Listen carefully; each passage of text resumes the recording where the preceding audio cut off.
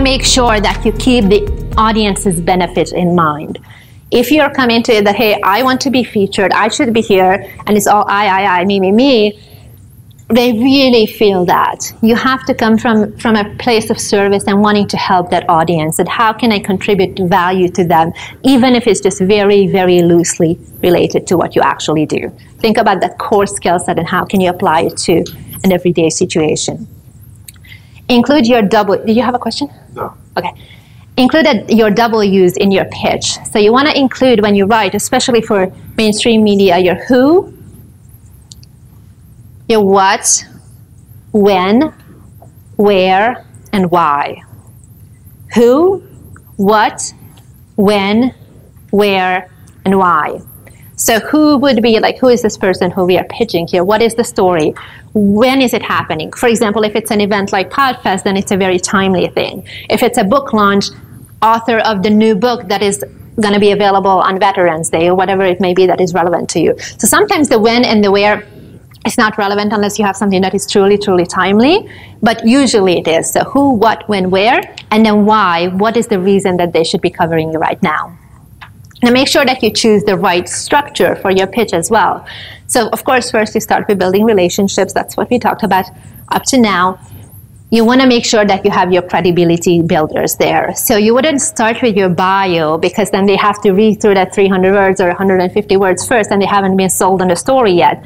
You will include the bio later or as a follow-up. But for right now, to build your credibility, you might turn your name, for example, into a link, and then it links out to your website where it says more about you. Or turn an article into a link. Like, for example, for mine, for some of the TV pitches, like the Thanksgiving story one, we used an article that was in the Huffington Post, and it was about, the article was called "The 50 Must Follow Women Entrepreneurs in 2017." So I clicked that through, and if they were to click through it, and they see, okay, maybe she's something that we should pay attention to. So you don't start talking about yourself, you just link out, okay? Hooks and statistics. So we talked about the hooks a little bit, right? It could be timely, it could be local, it could be celebrity, or it could be statistics, like you use, for example, a credible resource, like the Business Insider article that we used to spin it into a pitch for Cassie for her TV show interview. Or it could be that you say that this study found, or this new research study. You would go to Edison Pew Research, for example, or any government publications. If you let's say have expertise around finance, and then you want to look at the unemployment numbers or something like that, that is publicly available data, so they can see that you're not just making it up, it's really truly credible, and this is what I need to do now to prove that this is an important story. Okay, so the more you can do that stuff, the better off you will be. And then loosely related to your expertise.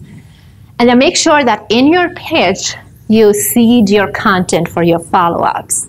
So for example, for TV, when I pitch for TV, I will put there what are the talking points after I told them what the story is, what the problem is, here's why we should talk about it, and I give them the actual talking points so they know what that interview would look like. Now, TV is very, very visual, but this is relevant to all other publicity as well. You want to make sure that it's not just talking heads. They are not thinking about this is going to be a face-to-face interview. So you want to have them envision what it would look like in terms of B-roll. What kind of footage can they cut away to?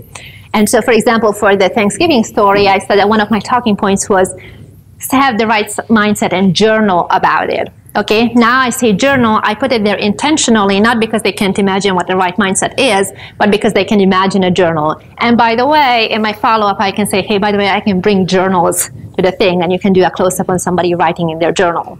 Or another thing that we had there was, one of the talking points was have playlists of music, chill out music and holiday songs and things like that. Follow-up content, hey, here's a playlist that I can show on my iPhone, which is something that they actually filmed, and they didn't make the final cut, but it gave them an idea and a reason to say yes. So anytime you pitch yourself, you want to make sure that you're strategic about what exactly are you including that will give you reason to follow up in a way that is more than that, hey, do you want to cover me? No, it's actually giving them extra content. Okay? Yeah. What did you mean by giving them a reason to follow up? You mean giving them more of a reason to want to interview you? Yeah, and for yourself, give the pieces. So for yourself, you want to give yourself an opportunity to follow up with them without being a pest. So you're not just following up that, do you want to interview yet? What do you think? What do you think? That's not going to be very productive. But if you can give them that, hey, by the way, here's another thing that we could include in this interview if you're interested. So you're like making it better while at the same time having the excuse to talk. Yeah, constantly adding value. Yeah, Jay actually talked about it in the How to Get Everything Out of Everything. And How to Get Anything Out of Everything You Got, is that the right title?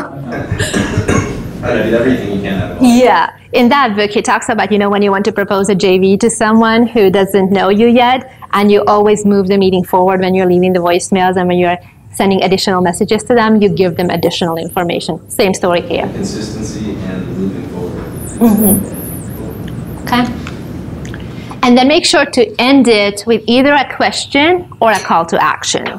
So you would say, like, would you like to do an interview? Or let me know what you think. Something like that, where in their mind, psychologically, now they have to do something. We can't just leave open-ended questions. And it doesn't mean that everybody will respond to every pitch, but your numbers and your odds will be a lot better.